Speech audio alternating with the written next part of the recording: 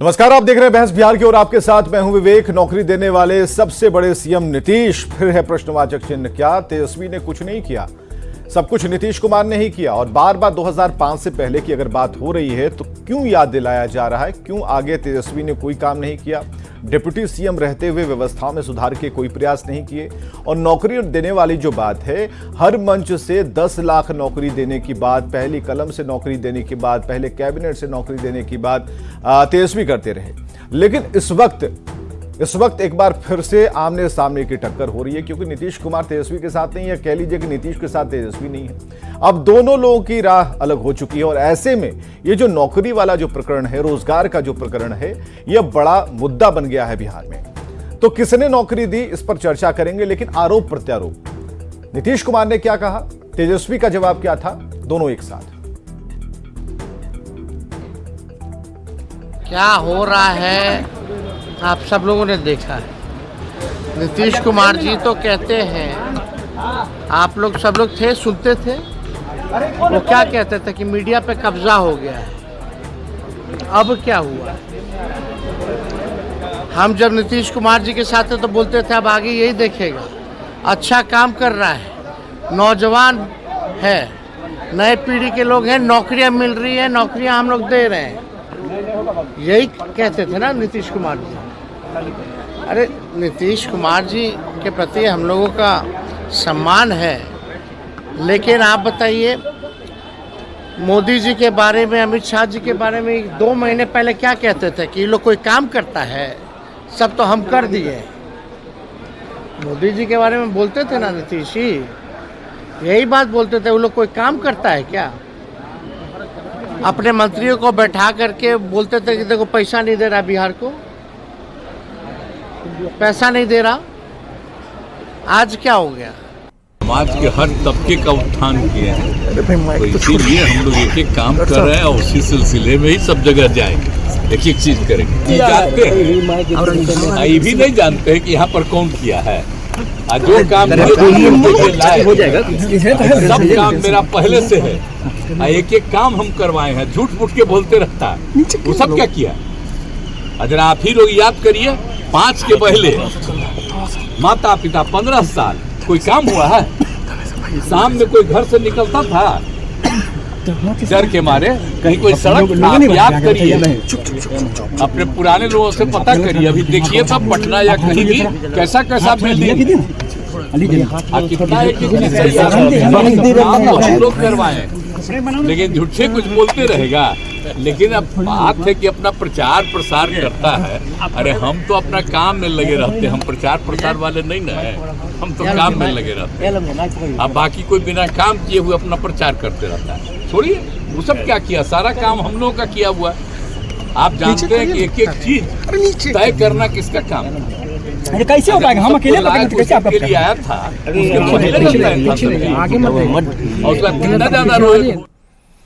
तो एक एक काम हमने किया है, नीतीश कुमार ने यह बात कही। अरविंद निषाद आज प्रवक्ता जेडीयू से हमारे साथ हैं इस डिबेट में। स्वागत है अरविंद निषाद जी। जयंत जिज्ञासु का स्वागत प्रवक्ता आरजेडी से, ज्ञान रंजन प्रवक्ता कांग्रेस से बहुत स्वागत है। डॉक्टर संजय कुमार राजनीतिक विश्लेषक के तौर पर हमारे साथ मौजूद हैं।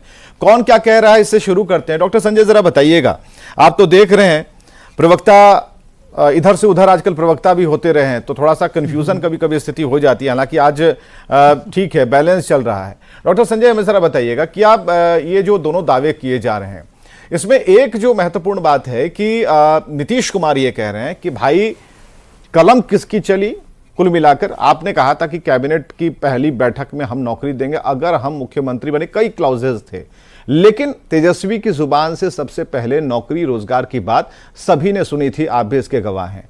उसके बाद अब ये जो मसला है कि किसने दिया, तो आप कैसे देख रहे हैं इसे, इस डिबेट को कैसे आप किस एंगल की तरफ ले जाना चाहेंगे?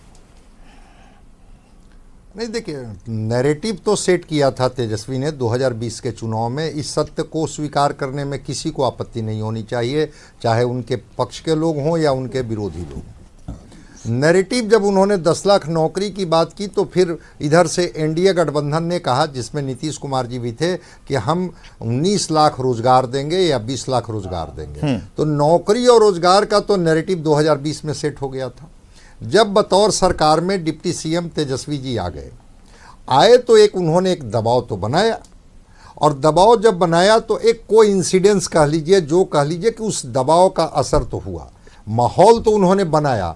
नौकरी तो नीतीश कुमार जी के कलम से मिली। अब बीपीएससी का चेयरमैन किसने अपॉइंट किया, फाइनेंस से अनुमति किसने ली, किस तरह से रिक्तियां मांगी गई, ये जो के पाठक जी हैं वो किस तरह से रिक्तियां दिए, बीपीएससी ने कितना प्रॉम्प्टली उसको एग्जीक्यूट किया, तो वो तो मुख्यमंत्री जी हैं, ठीक है, क्रेडिट लेने के लिए सब लोग स्वतंत्र हैं, सरकार में जो लोग भी होते हैं वो क्रेडिट लेंगे।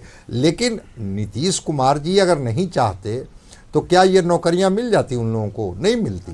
तो नीतीश कुमार बतौर सूबे के मुखिया हैं, मुख्यमंत्री हैं, तो नौकरी तो उनके कलम से मिली और उनकी इच्छा से मिली, इसमें कोई दो मत नहीं है। रह गई बात कि हाँ, एक माहौल तो बनाया गया। और दूसरी बात, तेजस्वी जी ने भी एक अच्छा प्रयोग किया कि जो पार्टी जो सामाजिक न्याय की पार्टी थी, जो कहती थी कि हम सोशल जस्टिस की पार्टी हैं, वो आ गए युवा और रोजगार पर, नौकरी पर। तो कहीं ना कहीं से इसको हम इस रूप में भी कहेंगे कि युवाओं का एक दबाव का असर उन पर पड़ा कि जो बिहार के जो बेरोजगार युवा थे उन्होंने एक दबाव बनाया और सोशल जस्टिस से वो शिफ्ट किए नौकरी पर। नौकरी पर वो शिफ्ट किए तो फिर नीतीश कुमार को भी आना पड़ा। और ये गांधी मैदान की सभा में उन्होंने कहा कि हम 10 लाख नौकरी देंगे, 10 लाख रोजगार देंगे। कल भी उन्होंने कहा 4 लाख नौकरियां मिल चुकी है, 1 लाख नौकरी प्रोसेस में है, और 2025 के विधानसभा चुनाव के पहले मैं 10 लाख नौकरी का वादा पूरा करूंगा। प्रयास तेजस्वी का हो, प्रयास नीतीश कुमार जी का हो, भला किसका हुआ? बिहार के नौजवानों का, युवाओं का, जो सबसे बड़ा बेरोजगारी का प्रदेश बना हुआ है। आपको जानकर के आश्चर्य होगा कि ग्रामीण बेरोजगारी से ज्यादा शहरी बेरोजगारी है। देश का जो राष्ट्रीय औसत बेरोजगारी दर है उसमें सबसे अधिक बेरोजगार बिहार के हैं, और पलायन का दंश झेलता हुआ बिहारी नौजवान किस तरह से है सबको पता है। तो प्रयास तेजस्वी जी का हुआ, मुख्यमंत्री जी ने इसके लिए सहमति दी, उस कलम से हस्ताक्षर किया, लेकिन भला तो बिहार के नौजवानों को हुआ। ठीक है, ये आपने बहस का एंड बता दिया कि फायदा कहां हुआ। हम फायदे नुकसान तक आते हैं, लेकिन आप आज जरा जल्दबाजी कर गए, आपने पहले ही पिटारा खोल दिया। तो पहले हम सोच रहे थे कि कोई डुड़वा सांप दिखाइएगा, लेकिन पहले आपने नाक दिखा दिया। ठीक है, आगे बढ़ते हैं अन्य सपेरों की तरफ भी। भाई अरविंद निषाद, प्रवक्ता जेडीयू से हमारे साथ है। अरविंद जी, बिहार में बार बार नीतीश कुमार ये कह रहे हैं कि सब तो हम ही किए ना, लेकिन तेजस्वी जितने भी चीजें कह रहे हैं पूरे एक सिरे से हम उसे खारिज नहीं कर सकते। तेजस्वी ने नीतीश कुमार के उन बयानों की याद दिला दी, किस तरह मेरे पीठ पर हाथ रखकर मुझे नेतृत्व करता बताते थे कि आगे यही संभालेगा, कहीं कोई गलत बात नहीं है, कहीं कोई किसी से छिपी हुई बात नहीं है, काम कर ही रहे थे, सब कुछ बेहतर चल ही रहा था, चीजें ठीक है अलग हो गई, पॉलिटिकली ये चीजें हो गई। हमें जरा ये बताइए, सारा खुद ही ले लीजिएगा आप लोग या फिर कुछ दीजिएगा तेजस्वी को भी? विवेक जी, सबसे पहले तो आपको धन्यवाद। तेजस्वी जी को सबसे पहले आदरणीय मुख्यमंत्री जी के प्रति आभार प्रकट करना चाहिए। राजनीति में कोई नौकरी देने का तो उपक्रम नहीं होता है, लेकिन आदरणीय मुख्यमंत्री नीतीश कुमार जी ने तेजस्वी जी को 2 बार उप मुख्यमंत्री के पद से नवाजने का काम किया, उनको काम करने का अवसर प्रदान किया, राजनीतिक रूपी नौकरी देने का काम किया। फिर भी मैं कह रहा हूं, राजनीति में कोई नौकरी नहीं होता है। साथ ही साथ दुनिया जानती है, इतिहास गवाह है कि आदरणीय मुख्यमंत्री नीतीश कुमार जी जनता दल के तत्कालीन नेता के हैसियत से 1990 में आदरणीय लालू प्रसाद जी को मुख्यमंत्री बनाने में अहम भूमिका, अहम किरदार निभाया था। उस इतिहास चक्र को कोई भुला नहीं सकता है। साथ ही अब मैं संजय जी की बात की ओर मैं चलता हूं। एक मुख्यमंत्री का सभी विभागों को कंट्रोल करने का अधिकार होता है, नेतृत्व करने का अधिकार होता है। किसी विभाग में कोई नौकरियां आती है तो संबंधित विभाग के मंत्री प्रपोजल ले जाता है कैबिनेट में। कैबिनेट विभाग का भी मंत्री आदरणीय मुख्यमंत्री नीतीश कुमार जी हैं, उस पर स्वीकृति प्रदान करने का काम कैबिनेट मंत्री अच्छा, के रूप ये में मुख्यमंत्री नीतीश कुमार जी। जिस इलेक्शन की बात कह रहे थे अभी डॉक्टर संजय, हमें जरा बताइए, रोजगार की बात की थी, अभी तक जहां हमारा सेंस जाता है नीतीश कुमार ने रोजगार की बात की थी, 10 लाख नौकरियों की बात की थी तेजस्वी ने, लेकिन तेजस्वी के बात पर कहा कि 10 लाख नौकरी क्या, 10 लाख रोजगार भी देंगे, यानी 20 लाख हो जाते हैं। तो हमें जरा बताइए, ये हम तो वही आपसे कह रहे हैं कि थोड़ा भी नहीं, मतलब तेजस्वी को थोड़ा भी नहीं दीजिएगा क्रेडिट। नहीं, मैं अपनी सरकार की उपलब्धियों को गिनाने आया हूं, और तेजस्वी जी तो 18 महीने बिहार के उप मुख्यमंत्री इस कार्यकाल में रहे। कह रहे हैं कि उस समय बिहार सरकार नहीं, उस समय की सरकार नहीं, नीतीश कुमार मैं आगे बता रहा हूं, सरकार ने ये फैसला मैं आगे बता रहा हूं, हाँ मैं आगे बता रहा हूं। तेजस्वी जी जिस विभाग के मंत्री रहे, स्वास्थ्य विभाग के मंत्री, कितनी डॉक्टरों की बहाली हुई, कितनी नर्सेज की बहाली हुई, कितने स्वास्थ्य कर्मी की बहाली हुई, इसका आंकड़ा उनको देने की चुनौती है मेरी।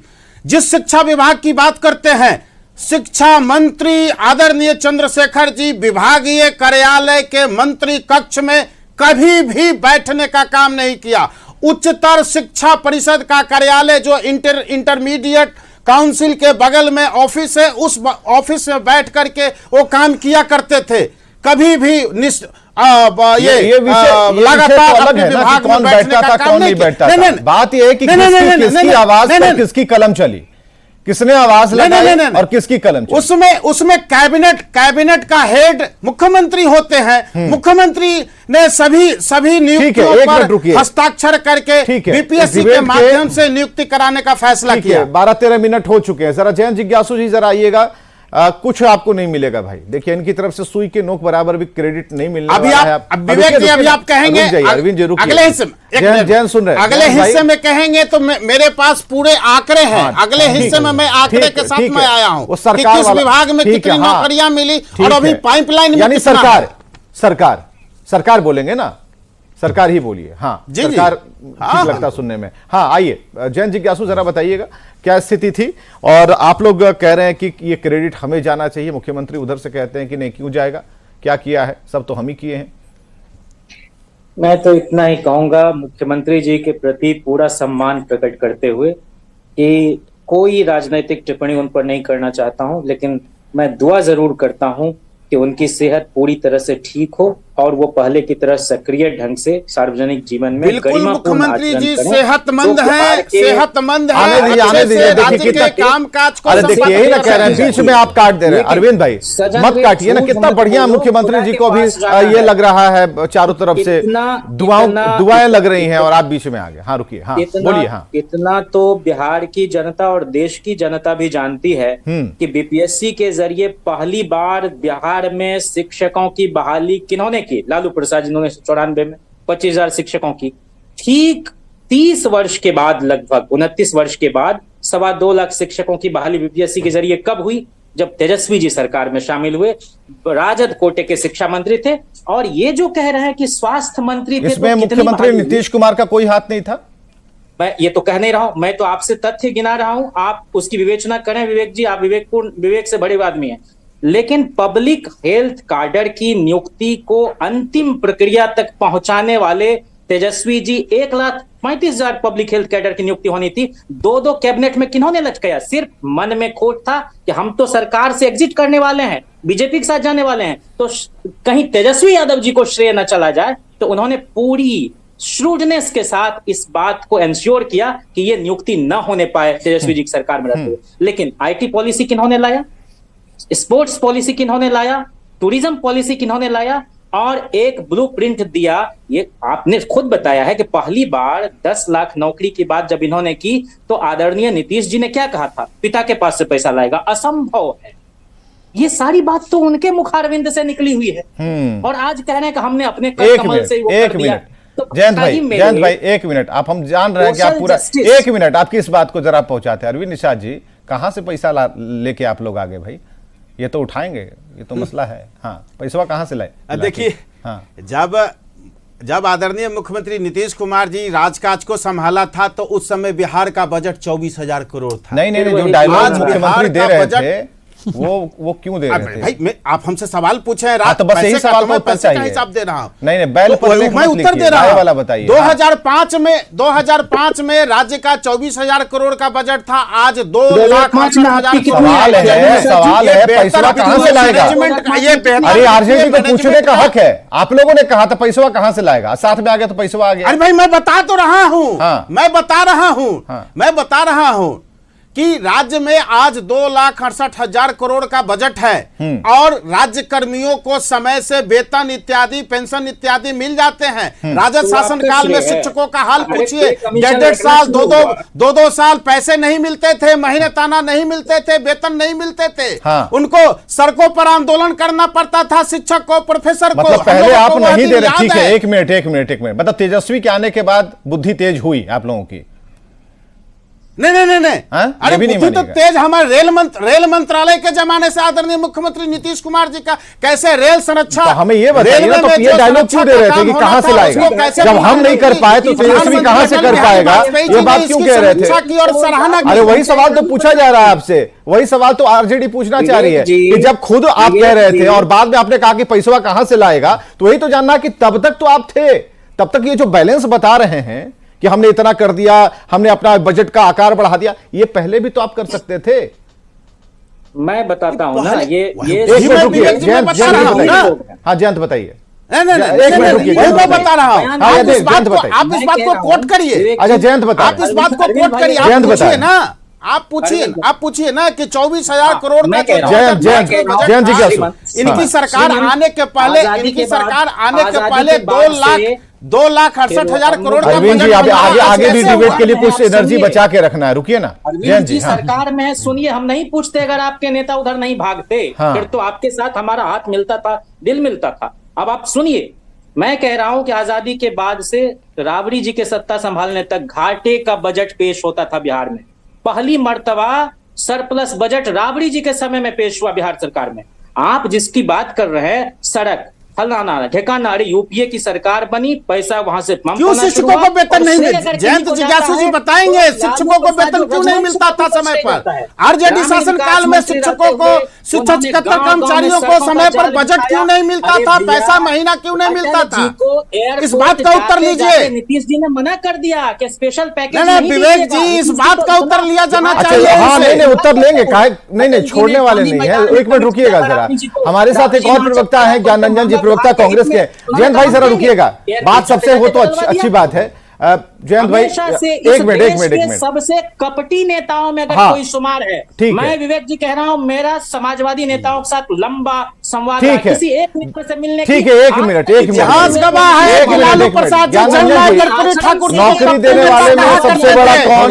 इतिहास गवाह है जननायक और आप तो भाई आरजेडी की लालू प्रसाद जी एक मिनट ठाकुर कहा करते थे। अरविंद जी, 30 वर्षों तक कपटी ठाकुर कहने का काम लालू प्रसाद जी कहा करते थे। ये इतिहास गवाह है, ये समझ लीजिए कौन झगड़ा जानती है। डेटा पर बात कीजिए। हाँ आइए जरा जयंत भाई, थोड़ा म्यूट हो जाएगा, फिर दिक्कत हो जाएगी। सेहत के साथ खिलवाड़ कर ठीक है ज्ञान रंजन जी, होनी चाहिए। ठीक है ज्ञान रंजन जी, बोलिए विवेक जी, ज्ञान रंजन जी, बोलिए पूछिए। हाँ ज्ञान रंजन जी, नौकरी देने वाले सबसे बड़े सीएम नीतीश कुमार, प्रश्नवाचक चिन्ह। सवाल है कि किसने दी, किसने जगाया, किसने ऑर्डर किया? दिमाग में बात याद रखिएगा, जो भी कहिएगा डॉक्टर संजय की बात जहां तक शुरू हुई, जहां से शुरू हुई, जहां पर खत्म हुई, उसके दरमियान। विवेक जी आप घबराइए नहीं, मैं बहुत अच्छे से बातों को रखूंगा, घबराने की जरूरत नहीं है। देखिए बिहार 2020 में जब एनडीए की सरकार बनी, 4 पार्टियां साथ में थी। शुरू से लेके जब तक महागठबंधन की सरकार नहीं बनी, तब तक सिर्फ लिया छेदर होता था, आपसी में मारा काटी होती थी, टीका टिप्पणी होती थी, विकास की कोई कार्य नहीं होती थी। जिस प्रतिबद्धता से जब सरकार बदली और तेजस्वी जी आए डिप्टी सीएम लेके, और जिस युवाओं की बात उन्होंने की, जिस तरह से एक होता है ना कि घर में अगर 5 लोग पॉजिटिव लोग हैं तो कंस्ट्रक्टिव वर्क होता है, एक टीम वर्क हुआ। अगर तेजस्वी जी ने जिस तरह से, अगर आप संजय जी की बात को मानते हैं तो मान लीजिए उन्होंने कुछ विजन दिया और उस पर हमारे मुख्यमंत्री जी तैयार होकर एक टीम के साथ काम किए, तो इसमें क्या बुराई है? अगर सरकार की उपलब्धि है तो क्या सरकार की केंद्र सरकार की उपलब्धि क्या है? 2 करोड़ नौकरियों का, उस पर भी तो बात होनी चाहिए। वहां भी तो सिर्फ आके सिर्फ उल्टी सीधी बातें करेंगे। आपको पता है सबसे ज्यादा यहाँ पे बात हो रही थी ना, पढ़े लिखे युवाओं को सबसे ज्यादा 65.5% युवाएं जो पढ़े लिखे, उनको नौकरियां नहीं मिल रही है। अगर इस पक्ष पे हमारे बिहार सरकार के सहयोगी अगर माननीय तेजस्वी यादव जी बातों को रखते हैं, पटल पे लाते हैं, तो आज ये कहा जाता है कि नौकरी का मतलब तेजस्वी होता है। और ये बहुत इंपॉर्टेंट चीज होती है, बहुत इंपॉर्टेंट होती है कि आपके गठबंधन में कौन कौन साथी हैं। कांग्रेस थी, लालू प्रसाद यादव, ये आरजेडी थी, ये सारी टीम नीतीश कुमार जी को पॉजिटिव कंस्ट्रक्टिव वे में बिहार को उत्थान के लिए आगे लेके चली। तो तो हम यही कहना चाहते हैं ना, जिसका जो साथ होगा वही से होगा। पहले थे भाई, कहीं नहीं इतनी नौकरी दी शिक्षा विभाग में। आपने जिस तरह बजट की बात कर रहे हो कि हम पैसा लाएं, 10 लाख कहां से लाएंगे, तो उनके पिताजी के घर से, किस तरह से एक ओछे शब्दों का उपयोग करते हुए ये बोला गया। प्रिंसिपल सेक्रेटरी ने इन बातों को आके रखा कि नहीं, उनकी बातों में दम में आके रखा गया, तो वही चीज कैसे हो गया। तो यहां पे सिर्फ यथाशक्ति और टीम वर्क की बात थी। मैं मानता हूं बिहार और बिहार में जिस तरह से मैसेज गया इस नौकरियों से, 40,000 के युवाओं बाहर से आके भी नौकरी किए, कितना अच्छा मैसेज था, मस्त मैसेज था कि वाह, बाहर के लोग भी बिहार में आके नौकरी कर रहे थे। क्रेडिट कोई भी ले, लेकिन टीम वर्क था और ये विजन की बात होती है। और मैं कहता हूं आज बिहार को युवाओं की जरूरत है, ना कि थके हुए नेताओं की। बहुत हुआ, इन लोगों को तो खुद से रिजाइन कर देना चाहिए था और हम जैसे युवाओं को हाथ में सत्ता दे देनी चाहिए थी। जिस तरह से वो मंचों पे, खुले मंचों पे तेजस्वी को बोलते थे कि यही तो नेतृत्व करेगा, यही तो काम करेगा, इन्हीं लोग को सिखाया गया है। तो ये सही है, हर एक एज का रिटायरमेंट होता है। मुझे लगता है कि अब आप लोग बिहार की जनता, हाँ, प्रवक्ता, इसे आप प्रमोशन कहें चाहे, हम तो चाह रहे हैं ज्ञान रंजन जी कि आप राहुल गांधी जी की जगह ले लें, उनसे ले लेंगे। अगर आप लोग का आशीर्वाद ले लेंगे, क्या दिक्कत है। आप विवेक जी आप भी आइए, विवेक जी आप भी आइए, कोई इसमें कई गलती नहीं है। मैं भी इसी बात को कह रहा हूं। डॉक्टर संजय कुमार कंक्लूड कीजिए भाई।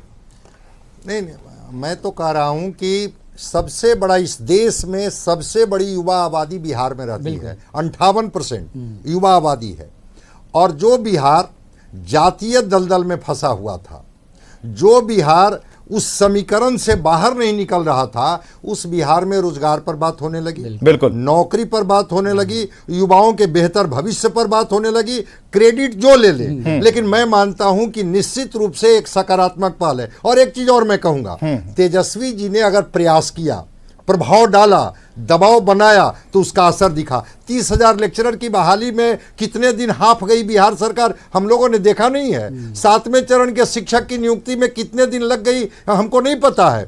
लेकिन अगर 17 महीने के कार्यकाल में मुख्यमंत्री के ही सिग्नेचर से अगर 4 लाख लोगों को नौकरी मिली युवाओं को, तो किनका दबाव था, किनका प्रभाव था, इसमें मत जाइए। बिल्कुल, बिहार के युवाओं को फायदा हो गया, ये बड़ी बात थी। बहुत बहुत शुक्रिया आप सभी का आने के लिए। इस डिबेट को वहीं पर खत्म करना होगा, समय की समाप्ति हो गई। लेकिन हम चाहते हैं कि इसी तरीके से मुद्दों पर बातचीत हो, ऐसा नहीं कि धर्म पर बात हो, जाति पात पर बात हो, ठीक है, रोजी रोजगार पर बात हो, युवाओं के उत्थान की बात हो, बिहार की बात हो, और क्या चाहते हैं। बहुत बहुत शुक्रिया।